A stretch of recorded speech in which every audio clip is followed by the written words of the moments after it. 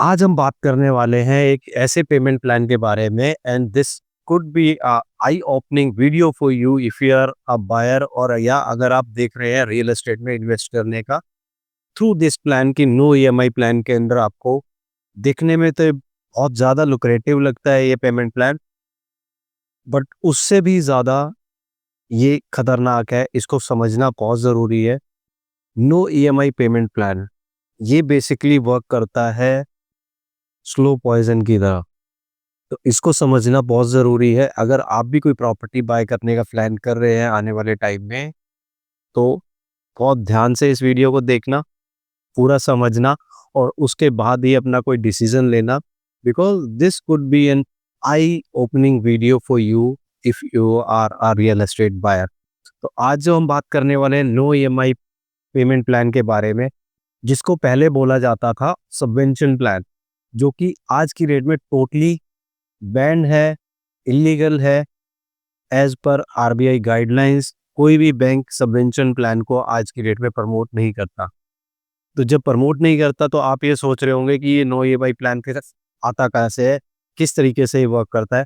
इसीलिए मैं ये वीडियो बना रहा हूँ ताकि आप समझ पाएँ कि no EMI payment plan exactly है क्या और ये कैसे वर्क करता है। बट उससे पहले हम समझेंगे सबवेंशन प्लान को क्यों बैन किया गया, इलीगल करार किया गया।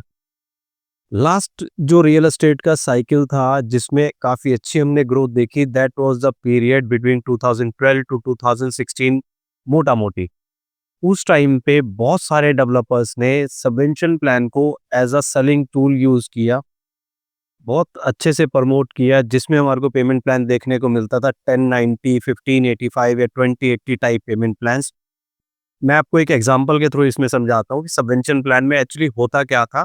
बहुत सारे लोगों को पता भी होगा इसके बारे में, बट स्टिल जो नए हैं, जो इसके बारे में नहीं जानते, उनके लिए बहुत यूज़फुल है ये वीडियो, बहुत एजुकेशनल है ये वीडियो। तो सबवेंशन प्लान होता क्या था? उसमें ये होता था बेसिकली, अगर उसमें ये होता था कि अगर कोई बायर ऐसा है जो रेंट पे रह रहा है और वो एक नया अपार्टमेंट या नया घर बाय करना चाहता है, तो उसके पास एक ऑप्शन होता था नो ईएमआई टाइप वाला, जिसको हम सबवेंशन प्लान बोल रहे हैं। उसमें आप 10% आप पे करते थे, बाकी अमाउंट की जो फंडिंग है, अराउंड 80% अमाउंट की जो फंडिंग है, वो बैंक के थ्रू होती थी। आपके प्रोफाइल के अगेंस्ट एक लोन अप्रूव होता था और उस प्रोजेक्ट की जो पेमेंट है, उस प्रोजेक्ट की जो डिमांड आती थी, जो एक normal construction link payment plan के थ्रू चलती थी, उसमें डेवलपर के पास बैंक डायरेक्टली उनको पेमेंट कर देता था डिमांड साइकिल के थ्रू। तो पोजीशन तो बहुत सारे प्रोजेक्ट्स के अंदर आई नहीं और वो ईएमआई स्टार्ट हो जाती थी बाद में। अब ये सबवेंशन प्लान टिल पोजीशन का कभी भी नहीं होता था। अगर किसी ने कभी वो एग्रीमेंट पढ़ा हो तो एक फिक्स टाइम पीरियड के लिए सबवेंशन प्लान जो होता था वो अप्रूव होता था through banks. Let's say 30 months और 36 मंथ्स, और बहुत रेयर केसेस में वो नो ईएमआई होती थी 42 मंथ्स के लिए।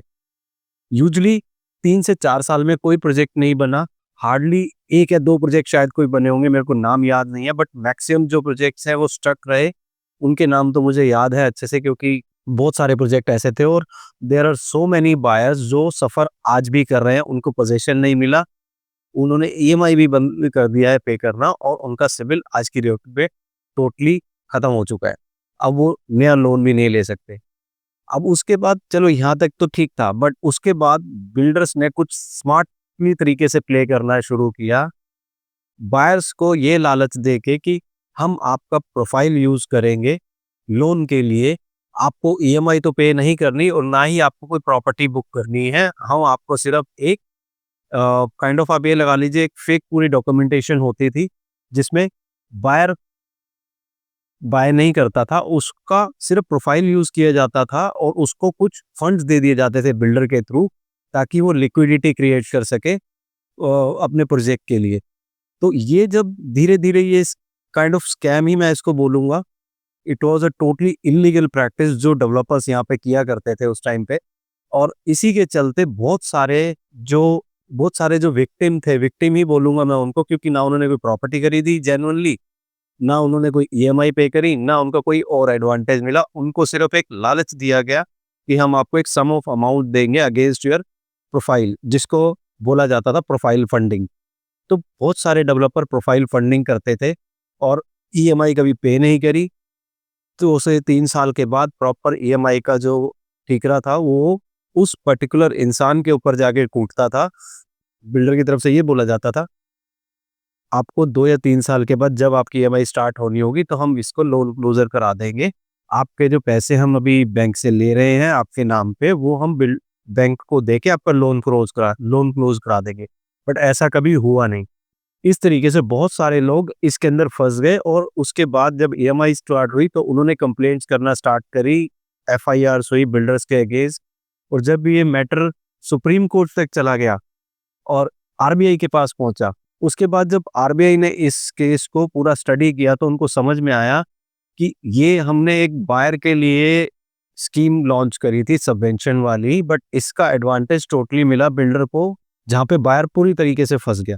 उसको मिला कुछ भी नहीं एज सच, ना जिसने जेन्युइनली भी प्रॉपर्टी बाय करी थी उसको भी प्रॉपर्टी नहीं मिली टाइम पे, और कुछ को तो मिली ही नहीं, क्योंकि एक पर्टिकुलर टाइमलाइन के अंदर होता है, टिल पोजीशन वाली कोई टर्म नहीं होती थी एग्रीमेंट के अंदर। तो एग्रीमेंट जब भी आप प्रॉपर्टी साइन करते हैं तो एग्रीमेंट को बहुत ध्यान से पढ़िएगा। ये मेरा आपको एक सजेशन है। जब भी आप कोई प्रॉपर्टी बाय करें तो एग्रीमेंट को बहुत अच्छे तरीके से स्टडी करें और समझें उसके अंदर क्या टर्म्स कंडीशन लिखी गई है, आपके पेमेंट प्लान को लेके और आपकी प्रॉपर्टी को लेके, और टोटल कंडीशंस क्या है। ऑल्दो रेरा के आने के बाद ये चीज़ें बहुत ज़्यादा सॉर्टेड हो चुकी हैं अभी।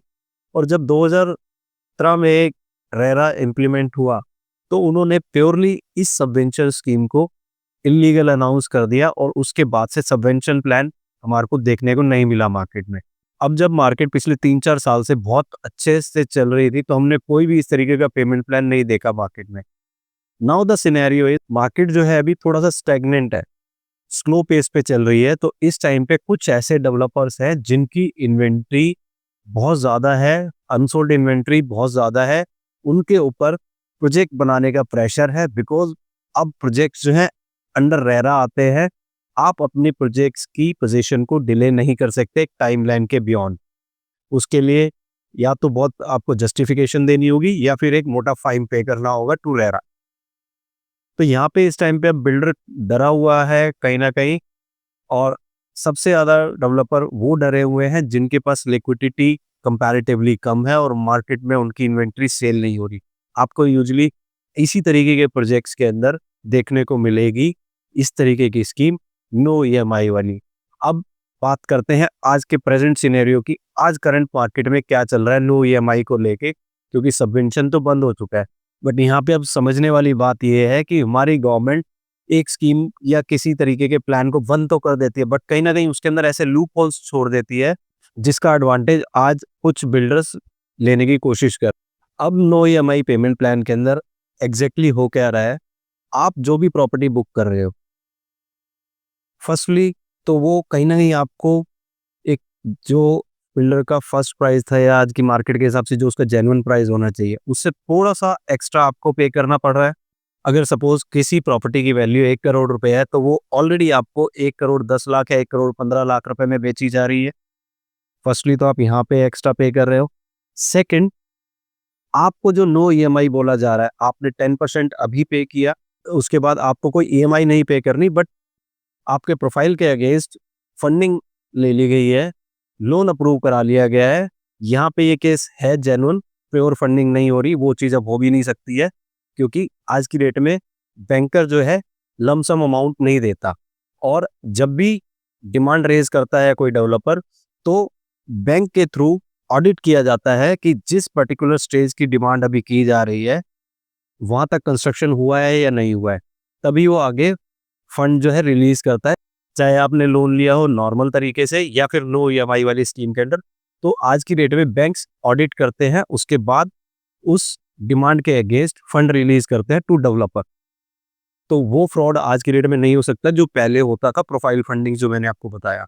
इस केस में होता क्या है, एक पर्टिकुलर टाइम ड्यूरेशन के बाद जब वो कंस्ट्रक्शन का लेवल आ जाता है, लेट्स सपोज 5th फ्लोर पे बिल्डर ने डिमांड करी हुई है अपनी कि अब मेरा फ्लोर 5th फ्लोर की कास्टिंग स्टार्ट हो गई है, और उसके अगेंस्ट उन्होंने एक डिमांड रेज करी, वो एक कॉपी आपके पास आएगी, एक कॉपी बैंकर के पास जाएगी, और banker direct without asking you, without taking your concert, वो डायरेक्टली पे कर देगा बिल्डर को, क्योंकि ऑलरेडी आप फ्लैट बाय करते टाइम एक टीपीए साइन कर चुके हैं, विच इज कॉल्ड ट्राइपार्टिट एग्रीमेंट।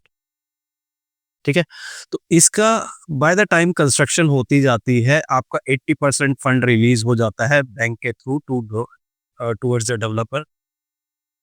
इसकी जितनी भी ईएमआई बनती है, ईएमआई नहीं बोलूंगा एग्जैक्टली, इसकी जितना भी इंटरेस्ट बनता है इस ड्यूरेशन का, लेट्स सपोज 30 महीने के लिए, 36 महीने के लिए होगा, ये आपका एक पर्टिकुलर टाइम ड्यूरेशन के लिए ही। अगर कंस्ट्रक्शन वो उस लेवल तक आ गई है और पोजीशन नहीं हुई है, तो ये मत समझिएगा कि आपको पोजीशन के बाद उसकी ईएमआई पे करनी है। तो आप एग्रीमेंट जरूर पढ़ लेना, टीपीए जो मैं आपको बोल रहा हूँ उसमें क्या टर्म साइन की गई है, या फिर बाय करने से पहले ही आप पूछें डेवलपर से कि ये कितने टाइम ड्यूरेशन के लिए ये नो ईएमआई प्लान है। अगर वो आपको क्लियर कट बता देता है देन इट इज ओके, नहीं तो आप जिस बैंक के थ्रू आपको नो ईएमआई ऑफर की जा रही है, आप उस बैंक से जाके भी डायरेक्टली क्रॉस चेक कर सकते हैं कि ये जो नो ईएमआई वाला प्लान है for this particular XYZ developer या फॉर दिस XYZ प्रोजेक्ट, इसमें कितने टाइम ड्यूरेशन के लिए नो ईएमआई आपने सैंक्शन करी है या अप्रूव है। वो बैंक आपको क्लियरली बता देगा कि ये 36 महीने के लिए है, 30 महीने के लिए है या 42 महीने के लिए है। उस पर्टिकुलर टाइम ड्यूरेशन के बाद आपकी 100% ईएमआई स्टार्ट हो जाएगी। और जो मैं अभी पहले बात कर रहा था, उस 80% अमाउंट का जो इंटरेस्ट पार्ट है वो एक्यूमुलेट होता जाता है आपके प्रिंसिपल अमाउंट के साथ। लेट्स टेक एन एग्जांपल, आपने 1 करोड़ की प्रॉपर्टी बाय करी, 10% आपने दिया क्योंकि 90% फंडिंग नहीं होती है, उसमें से आपकी 75 या 80% ही फंडिंग होती है। हम कैलकुलेशन ईजी करने के लिए 80 लाख का एग्जांपल लेते हैं। 10% आपने पे किया which is 10 lakh, 80% bank loan हुआ जो कि एक पर्टिकुलर टाइम ड्यूरेशन के अंदर गया। एक्यूमुलेट होते होते लेट्स से अगले 3 साल के अंदर उसका इंटरेस्ट बन जाता है करीब 11 से 12 लाख रुपए। तो वो जो 11 से 12 लाख रुपए है, आपने लोन तो लिया है 80 लाख का, बट आपकी जो 3 साल के बाद ईएमआई स्टार्ट होगी 80 lakh plus that interest part which is 12 lakh, तो आपकी ईएमआई स्टार्ट हो जाएगी अब 92 लाख के ऊपर। तो यहाँ पे आपको एडवांटेज कोई भी नहीं मिला, किसी तरीके का कोई एडवांटेज नहीं मिला। और जिस डेट पे आपने लोन अपना अप्रूव कराया था उस टाइम पे जो भी बैंक का इंटरेस्ट रहा होगा वो एप्लीकेबल नहीं होगा। जिस टाइम 36 महीने कंप्लीट होंगे या 40 महीने कंप्लीट होंगे, उस टाइम पे जो भी प्रिवेलिंग रेट ऑफ इंटरेस्ट होगा वो आपसे चार्ज किया जाएगा। अगर ज़्यादा है तो ज़्यादा किया जाएगा, कम है तो कम किया जाएगा। अकॉर्डिंगली आपकी ईएमआई डिसाइड होगी और उस टाइम के बाद आपका लोन टेन्योर स्टार्ट होगा। लेट्स से अगर 20 साल है तो 20 साल उस दिन से नहीं होगा स्टार्ट जिस दिन आपने लोन अप्रूव कराया था या जिस दिन आपने प्रॉपर्टी बुक करी थी। लोन ईएमआई का टेन्योर आपका स्टार्ट होगा कब? 3 साल के बाद से।